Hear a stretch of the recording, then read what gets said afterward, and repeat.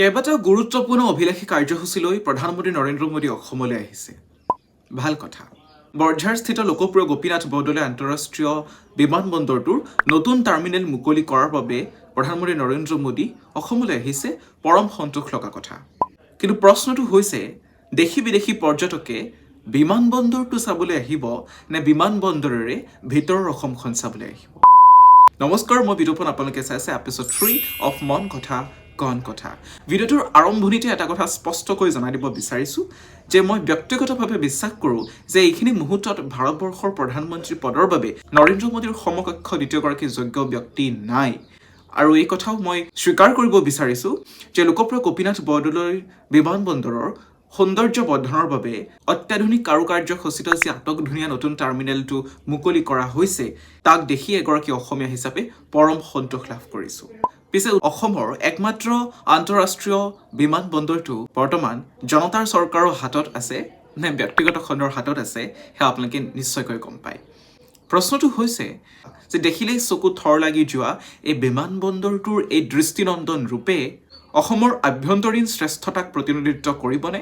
Post মেলনৰ নিচিনা তাৰকা শিল্পীক ৰাখিবলৈ এখন উপযুক্ত হোটেল নথকা এইখন অসমত আমি সেইটো বিমানবন্দৰেৰে কি পৰ্যটকৰ আশা কৰিছোঁ? ঐতিহাসিক সমলসমূহৰ কেন্দ্ৰবিন্দু শিৱসাগৰ, চাহপাতৰ কাৰণে বিখ্যাত যোৰহাটকে আদি কৰি উজনি অসমৰ ৰাস্তা ঘাটৰ শোচনীয় অৱস্থাৰ কথা আপোনালোকে হয়তো নিজেই গম পায়। আমি প্ৰায়ে বাতৰি দেখিবলৈ পাওঁ কিদৰে উপযুক্ত সংৰক্ষণৰ অভাৱত অসমৰ প্ৰত্নতাত্ত্বিক সমলসমূহ জহি খহিত যাবলৈ ধৰিছে। গুৱাহাটীত নতুনকৈ স্থাপন কৰা উৰণ সেতুসমূহে অসমৰ পৰ্যটন ক্ষেত্ৰক প্ৰতিনিধিত্ব কৰিবনে?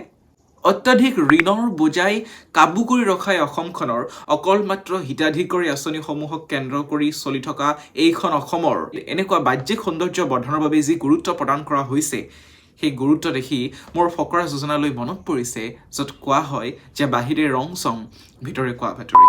পৰ্যটক এগৰাকী যেতিয়া ইমান কাৰুকাৰ্য খচিত সেইটো বিমানবন্দৰে অসমলৈ আহিব, তেখেতসকলে অসমৰ বানপানী সমস্যাক দেখিবনে অসমৰ অবৈধ বেদখলকাৰী বাংলাদেশী সমস্যা? তেখেতসকলে দেখিবনে অসমৰ ৰাজহুৱা সম্পত্তি, ৰাজহুৱা ধনৰ কিদৰে বিনষ্ট কৰা হৈছে? বিমানবন্দৰৰ ভিন্নৰঙী বিজুলী বাতিৰ পোহৰত অসমৰ প্ৰকৃত ছবিখন যাতে হেৰাই নাযায়, তাৰ বাবে কোনে মাত মাতিব? আপুনি, মই, আৰু যদি আমি মাত মাতোঁ, কোনো ব্যক্তি, সংগঠন, ৰাজনৈতিক দল, ৰাজনৈতিক আদৰ্শৰ প্ৰতি বিদ্বেষ মনোভাৱ প্ৰকাশ নকৰাকৈ আপুনি এইখিনি কথা এবাৰ ভাবি চোৱাৰ প্ৰয়োজন আছে। হিতাধিকাৰী আঁচনি সৃষ্টি কৰা হৈছে, ঠিক এই কথা।